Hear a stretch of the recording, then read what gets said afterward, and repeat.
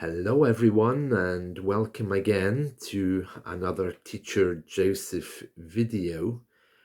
We're very close to Christmas now, and I wanted to say a few words about motivation to get you ready for the start of the new year, to prepare you for 2024.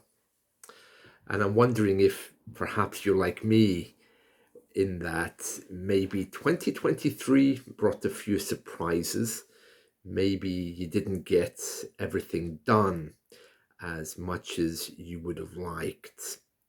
For me, that's also true. I started off with some good ideas. I mean, I don't usually make New Year plans or resolutions, but there were some things that I wanted to do that I didn't get done. And I wanted to share with you my insights about motivation and how we can be more ready for something like language learning. Well, let's begin at the very beginning, and that is to ask what motivation actually is, because we hear it being thrown around a lot. Many people tell me, oh, if only I was more motivated. If only I had more motivation. If only I was able to make habits of things that I do, then perhaps my English would be better. There's other people who don't use the word motivation, but they talk about planning, they talk about energy, and the big one, of course, is time. We all feel that there just isn't enough time. I'd really like to meet the person who came up with this word motivation. I don't know where it came from, but it almost certainly is one of these psychological words. And we really use it to torture ourselves, to hurt ourselves. Although it's a very positive word, the things that we want to get done, we view it negatively in the sense about how we don't have motivation, or how we should have more motivation, or what motivates us and what doesn't. But I'd like you to stop and think for a moment what the world would be like if that word didn't exist. So imagine there wasn't a word called motivation. That bar that you have to reach up to wasn't there. Can you imagine what that would be like? Would it be very freeing, or do you think it would make life more difficult for you? What do you think it would be like if we didn't have the word motivation? Well, let me tell you something. If we take away the word motivation, there's nothing there to really hurt us. There's nothing there to really make us sad if we haven't reached our targets. But it is true that we all need plans. Now, I don't like this word motivation because of its negative connotations. Um, the fact remains, and it's very simple, that if you really want to do something, then it will get done. And you can add 100 reasons as to why it might not get done. One of them might be motivation, one of them might be time, one of them might be too busy to work, too busy with family. Whatever the reason is that you're coming up with, then you really need to be thinking, do I really want to push myself to learn English? I mean, I've said I will, but I haven't. Is it just about time? Is it about that word motivation? I don't think it is. I think the fact remains that if you really, really want to do something, quite simply, it will get done. And as I've mentioned to you before, in different English classes, you put passion together with creativity, and what's the result? You get what you want. It's a bit harder to do that if you're in a job that you don't like, or if you're doing something only for money. It doesn't really work then, passion plus creativity. It's more about pushing yourself with time to do something and blocking out the things that you're actually happy about. Now, for me personally, I can't do that. I'm the kind of person that really needs to find passion in what I'm doing. And that's why I'm here. That's why I'm being really honest with you in talking about motivation. Motivation is a word which is fine. It's used to describe your attitude towards things. But the reality is, I don't think it really exists.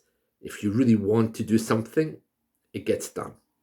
And if you don't want to do it, it doesn't. If you treat learning English in the same way as you treat the job that maybe you don't like, then it's true. You'll be able to put things aside and get English in there. But that lowers English down just to something else on the list that needs to get done. And that's not a good starting point. Learning a language is about communication. It's about coming together with other people to celebrate. It's part of human nature. It's part of who we are. It's about the very fabric of society. Now, it is true, of course, that we're all busy, we're all doing jobs, and we can't just decide to become, like Miss Mundo or Miss World and give a big speech about how language should be. Most of you watching this probably need it in some way or other to make money because you want it for your work.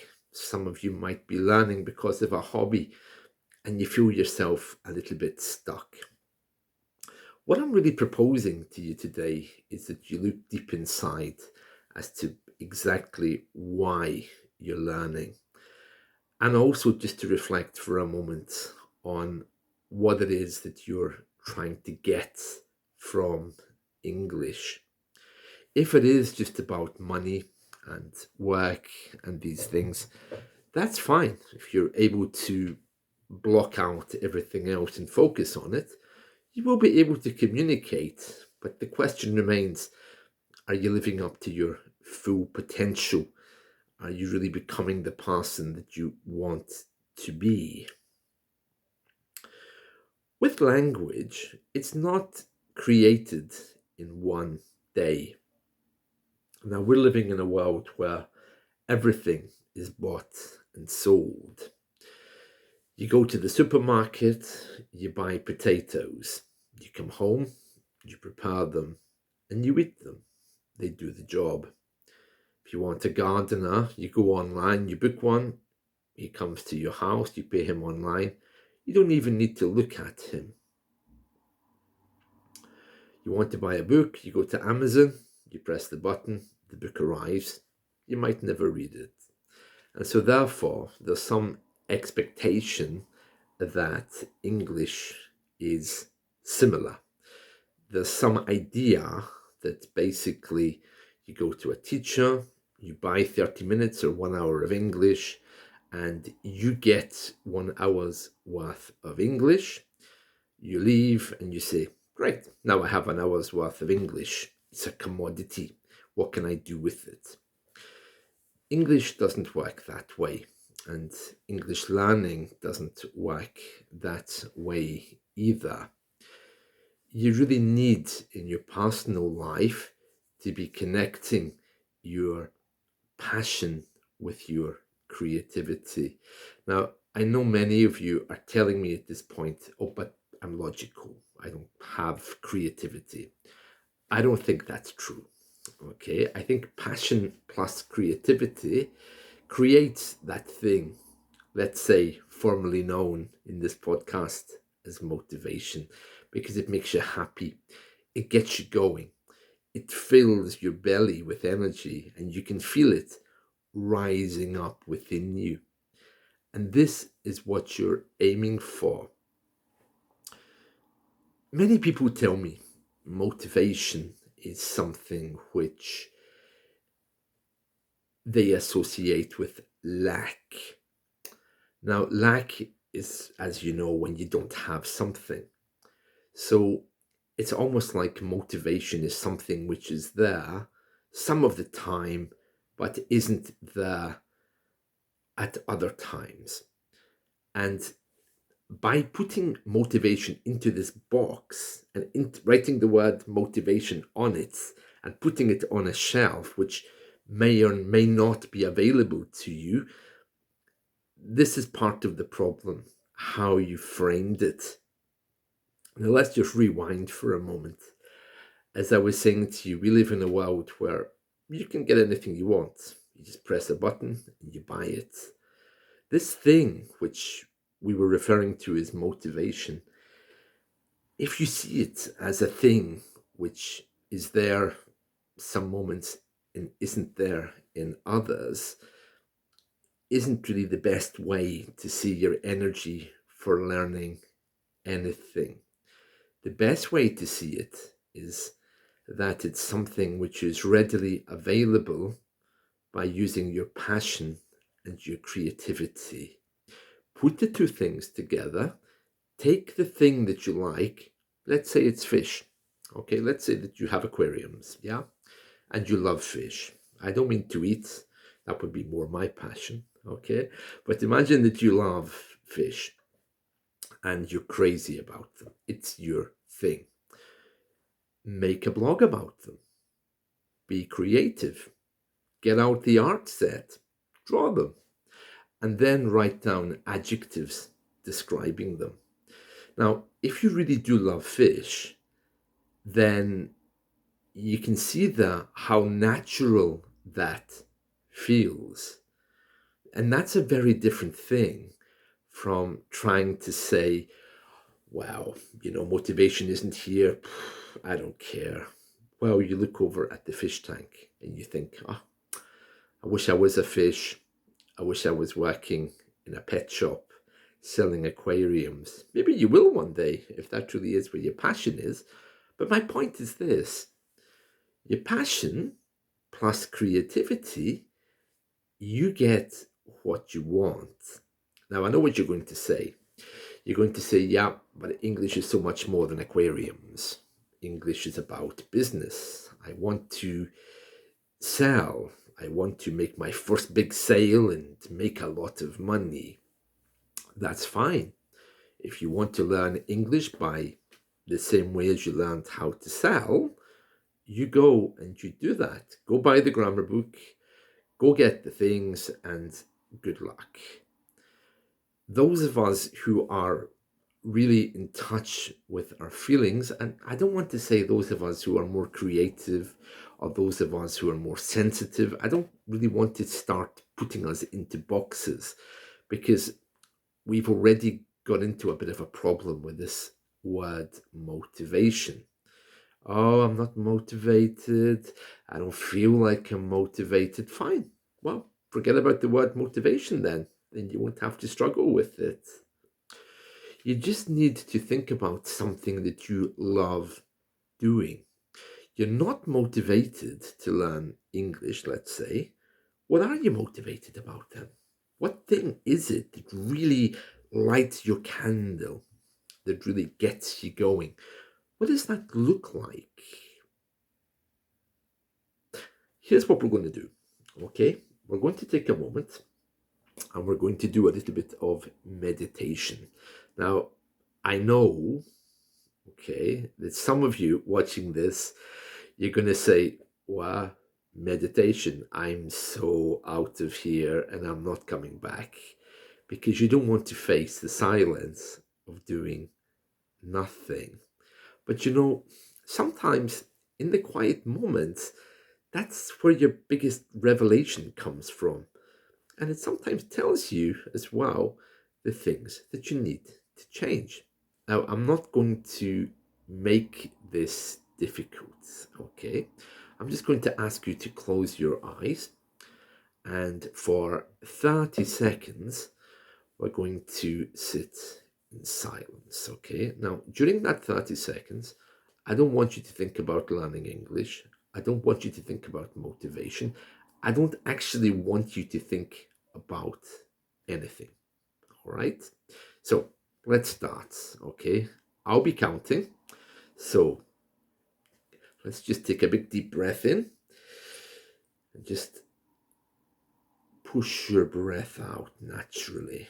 And again, push your breath out naturally. And I want you just to stay like that for a few minutes. Feel your thoughts just falling away and just relax. Just only for 30 seconds.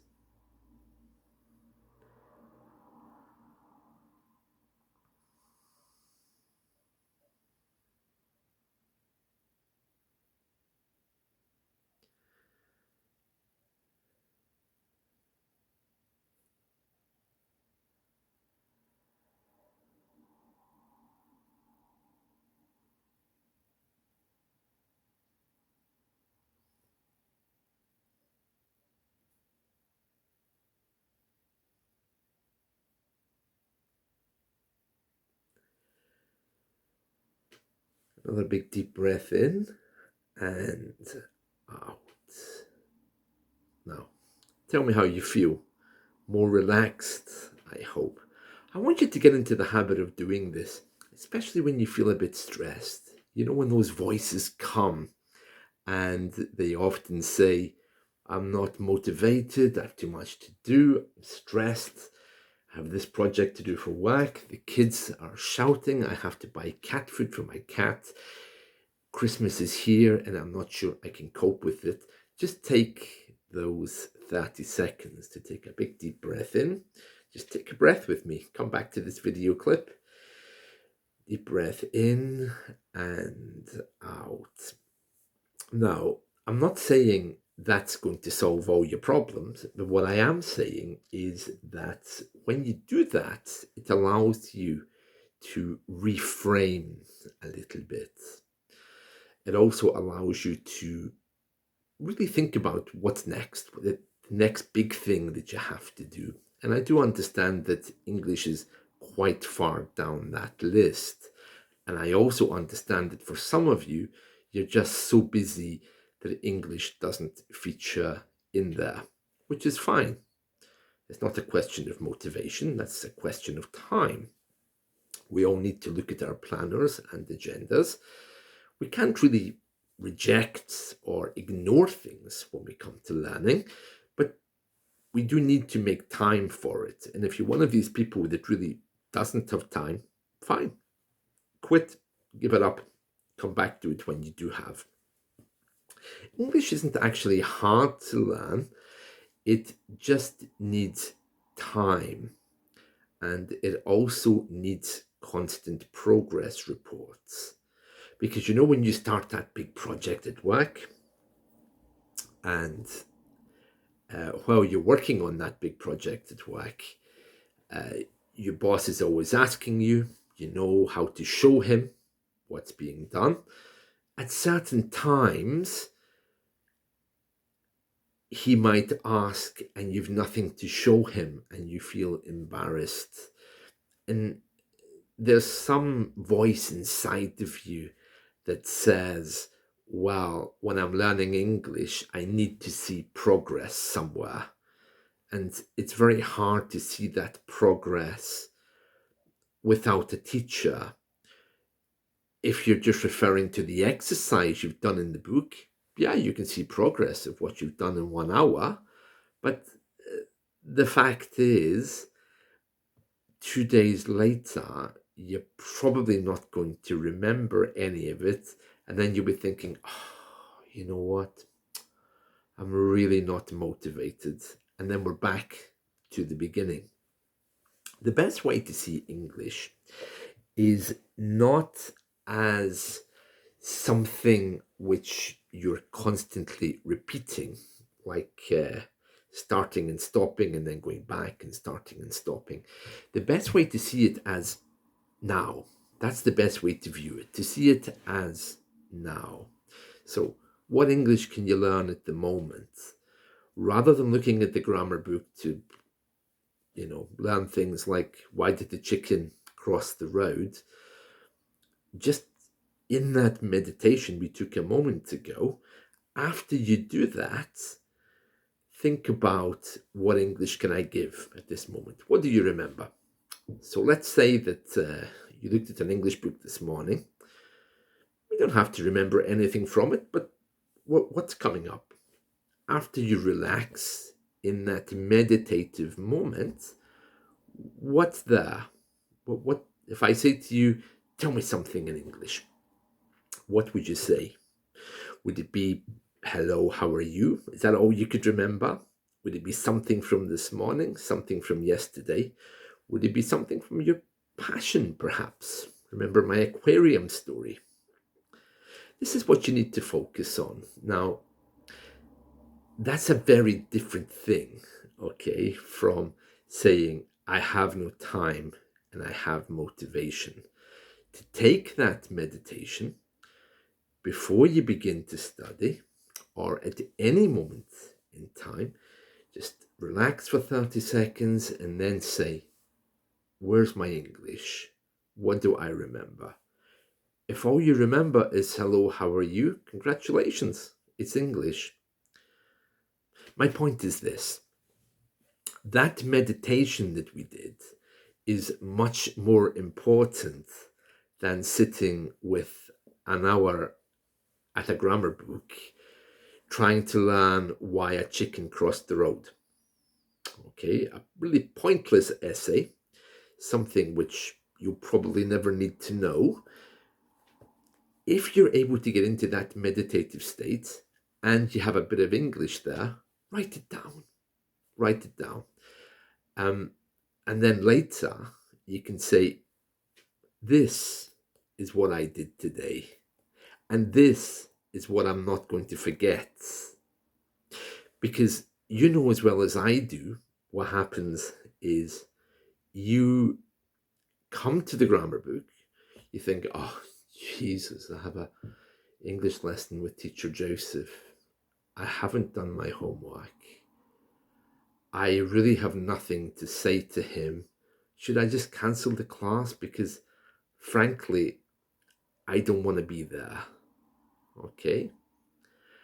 If you come to me and you say that, then I'm going to see that you were obviously busy or you didn't have motivation or whatever. That's what you'll be telling me with your 100 excuses. But if you have taken 30 seconds to relax, come back, write something down in English, if you come to a lesson and you tell me that, you know what? I will applaud you, because that is where the genuine language skill comes from. It doesn't come from spending an hour sitting in a book or sitting with the book. It doesn't come from trying hard to talk to me for an hour on a subject that you really, really don't want to talk about. If you're honest with me, we can change the topics. It comes really from that altered state. Now, I'm not saying that you need to rush away and join a meditation class. But what I am saying is you need to be relaxed enough to really get to a place where you discover the English that's in you already.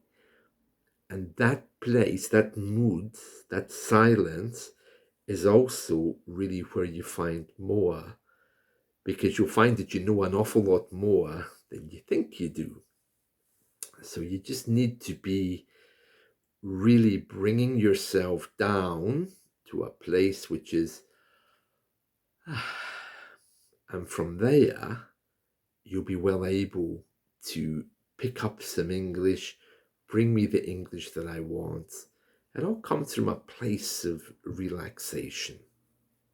Now, that's a very different thing, of course, from learning English just so that you can make more money. But whatever your motive is, if you can get English from the center of your being, you won't have any trouble with this thing that we call motivation. Motivation is just a word, and a very unhelpful word, I might say, when we're talking about these things.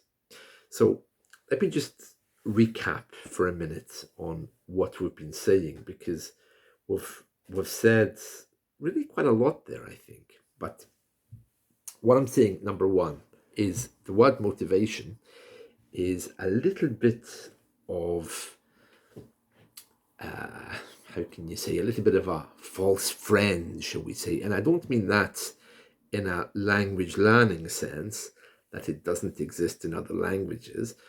What I'm saying is it's a friend that you really don't want to have with you. The word motivation brings up this idea of energy that's available and isn't. And that really isn't very helpful when you're trying to achieve something. The fact that somebody can come along and steal your time or steal your motivation, or you can feel depressed or sad, as many people do, especially at this time of year. So I'm asking you to get rid of the word. Don't let it anywhere near you. When you hear other people using this word motivation, you just say, shoo motivation. I don't need you. Okay? What you want to do really is just sit in quiet 30 seconds, take a big deep breath in, push the air out. If a thought comes to your mind, let it go. And then ask yourself, okay, what English do I have at this moment? If an English teacher was here and he said, what can I write? What would I write? And that is a really good place to start. So before you have an English lesson, before you start convincing yourself that you don't have any energy, just center yourself for these 30 seconds. And from there, then you turn your attention to English, even if it's only for 10 seconds to write down 3 words. It's where your English comes from. It comes from that central place in your belly, and let it come up. And that's a very different thing from trying to argue with a book. Give me information. I bought you.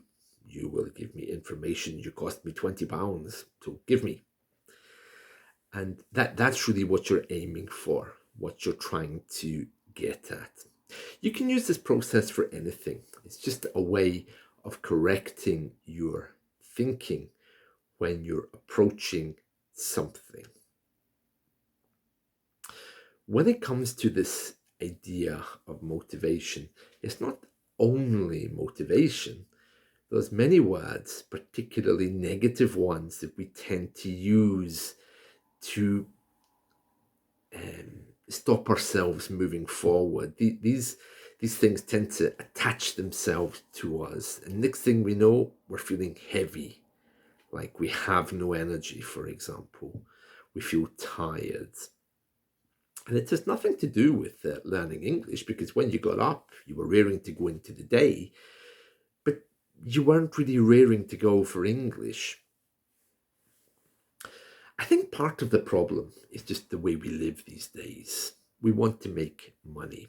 And here in the West, I don't know where you are, but in the Western countries, without money, we're taught that it's not really possible to do anything. Money is the name of the game. So whether we like it or not, we have to be ready to get it, whack with it, spend it, get more, and spend it. And what I'm asking you to do, I think, is not to see English as a commodity, not to see it as something that you can actually buy or sell. I'm asking you to see it as something more which you actually create. There's kind of a myth out there that says that English is somewhere else. It's owned by someone, and I have to buy it to get it. And that's never going to be your starting point. Your starting point will be about you creating. And I think a lot of people really miss that. If you think, for example, about people, let's say children, for example, how did they get English? They create it. Yeah, it's true that they read what other people have written, but they make it, don't they? They make sentences, what they want to say to their friends. Have you ever heard a child saying, "Oh, I want to talk to my friend. Let me get my grammar book to see what I'm going to say to him"? Of course not. He just thinks it, he brings it up, and he says it. And that, if you do that from the beginning, is a much better exercise than reading about chickens crossing the road from the grammar book, which promises you English in 3 months. I'm not sure how chickens can do that, but I think you're getting my point. So there we are. Right. So that's just a little summary there, all about motivation. So the next time you feel, oh, I'm not motivated to do it, I don't have the energy, rather than look for English to come to you from a book, from a person, from a teacher, you make it. You bring it up from inside you, write it down and record it. If you can manage to do that for even 10 minutes, I would value that letter. I would value that essay much more than someone who comes to me and says, "Joseph, I've been learning the conditionals for the last week. Can you check my examples, please?" I would think, yeah, I can do that. No problem, but it's not the best way to learn. The best way to learn is from inside out, not from outside in. That's all I want to say. I won't take up more of your time. I'll be making more videos like this. It's really, really important that if you like them, you tell me, and of course share them as well with other learners. If you feel it's too difficult, or if you feel that you could only grasp little bits of this, then I completely understand. But I really want you to try to catch what I've said. So switch on the subtitles if there's anything you're struggling with, or send me a message. I'd be delighted to hear from you. All right, that's it. So I'll see you all again soon. Take care. Bye-bye.